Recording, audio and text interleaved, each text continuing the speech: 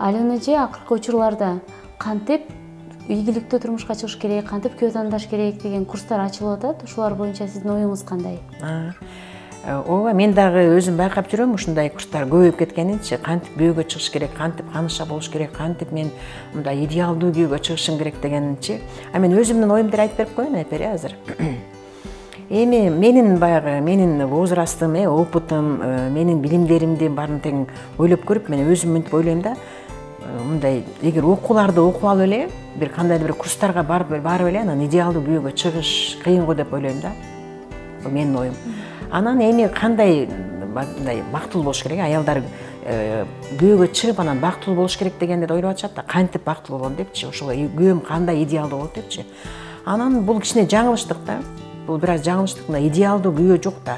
Идеал баягы күйөө мындай болуш керек деген идеалды издеп алышып эле, ошону эле издеп атышат да. Анан күйөөгө чыккандан кийин баягы карайт да, баягы идеалдуу күйөө момундай эмес беле, ошол параметрлерге менин күйөөм жооп бербей атат депчи. Анан ошону эле талап кыла беришет да. Сен эмнеге мага күйөө гүл алып келбейсиң?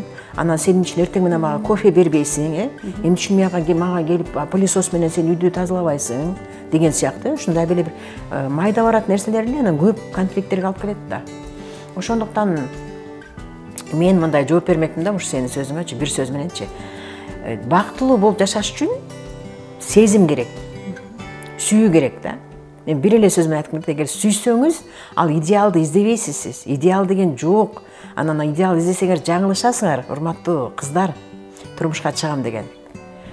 Идеалды издей берсеңер, же күйөөгө чыкпай каласыңар, же сөзсүз идеалдуу күйөөдөн идеалды издеп атып туруп ажырашасыңар.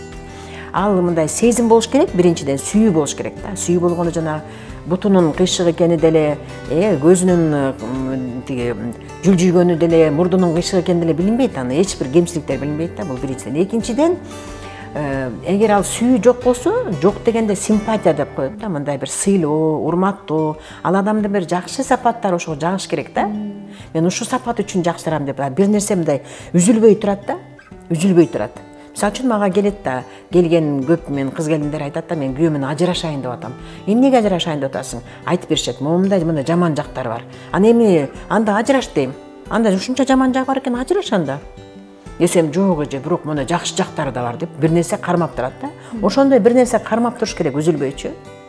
Анан көбүнчө баягы расчет менен тийип алып атышпайбы, байлыктарына карап атышат, статустарына карап атышат, өзүнүн бир кызыкчылыгы үчүн да, аял күйөөнүн ортосундагы кызыкчылыгы үчүн эмес, үй бүлөнүн өзүнүн кызыкчылыгы, мага өзүмө жагат, мага аябай ушул туура келип атат деген. Андай расчет болгондо ал ажырап калат, ал убактылуу эле болот да.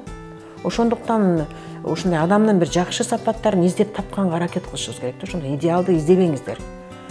Анан идеал жок экенин түшүнүшүңүздөр керек. Сиздин өзүңүздүн атаңыз дагы, энеңиз дагы идеал эмес, бирок жашап атышат. Канча сиздин тегереңиз адамдардын баары тең идеалдуу эмес экен, бирок жашап атышат да.